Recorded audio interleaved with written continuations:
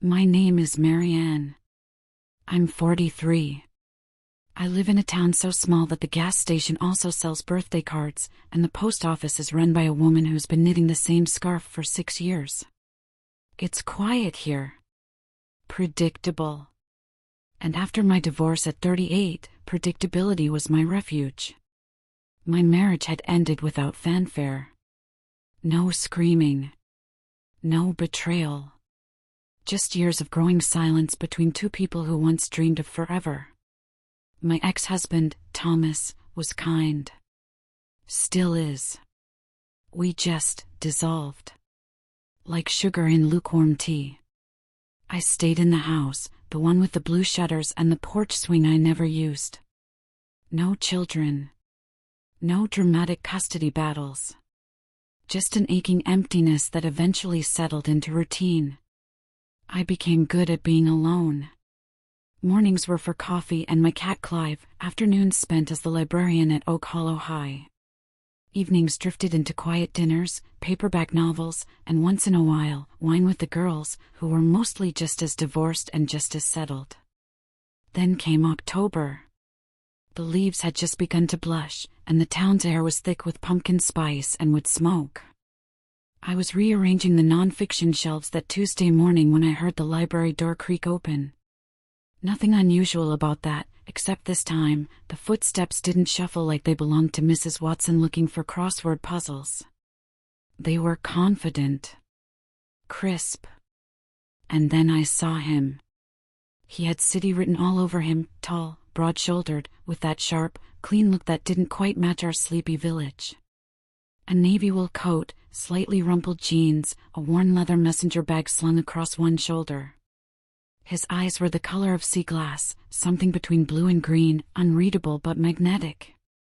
"Excuse me," he said, offering a smile that stirred something deep in my ribs. "I'm looking for books on local history." My throat felt dry. Back corner. Past the biographies.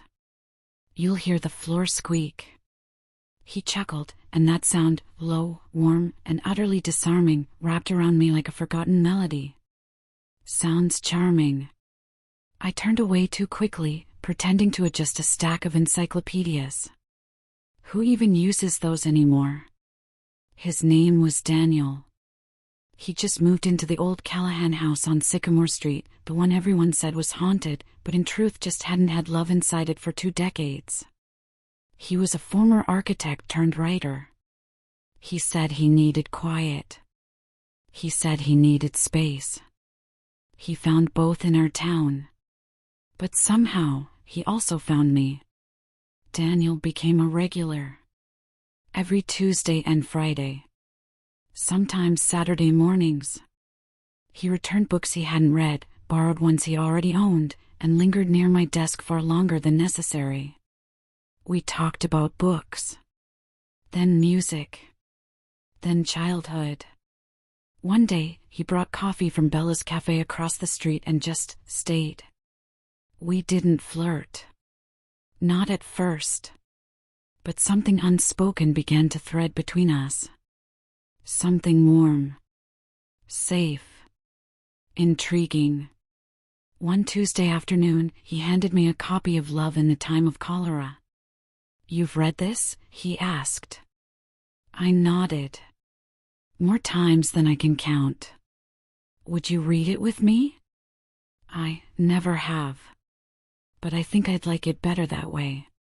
That night, I found myself on my porch, book in hand, tea in 2 mugs, Daniel beside me. We took turns reading aloud. Sometimes we stopped to talk about a line. Sometimes we just sat in silence. At one point, I laughed at something absurd in the dialogue, and I felt him watching me, not in a hungry or calculating way. Just present. Fully present.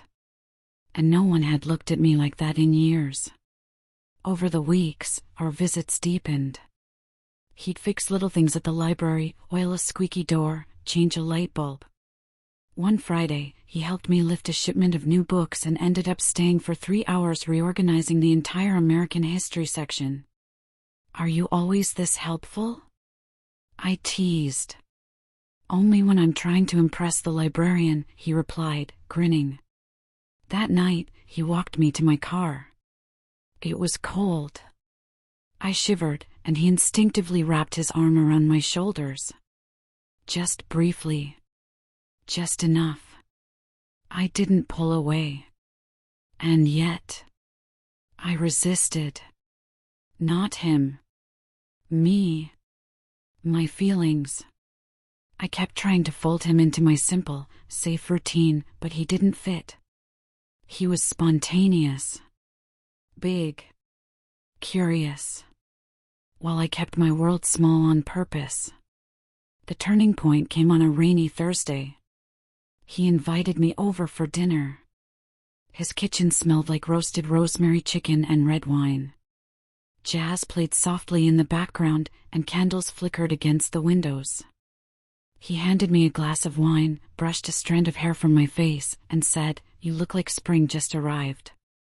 It was such a simple thing to say. But it broke me open. We talked for hours. About our divorces. Our dreams. Our loneliness. I told him how I had convinced myself I didn't need anyone. He told me how he had never stopped hoping someone would prove him wrong. When the thunder started outside, he reached for my hand across the couch. "I'm not here to take anything from you," he said softly. "I just want to know you. The real you." I couldn't speak. I just nodded. And then, gently, slowly, he kissed me. It wasn't rushed. It wasn't heated. It was reverent. His lips tasted like wine and patience. His hands cradled my face like he was holding something sacred. My whole body softened into him, and when we pulled away, he rested his forehead against mine and exhaled as if he, too, had been holding his breath for weeks. We didn't make love that night. We curled up under a blanket and talked until we fell asleep on the couch. His arm was around me. My head on his chest. The storm outside had nothing on what I felt inside. I woke up to him making pancakes in his kitchen, wearing an apron that said "Kiss the Cook." He looked up and smiled when he saw me. "You stayed," he said quietly. I did. The days after that blurred in the most beautiful ways. He'd leave flowers on the library steps. I'd sneak banana bread into his mailbox. We'd sit in the park, share kisses under falling leaves, dance barefoot in his living room at midnight. It was slow, tender, and incredibly real.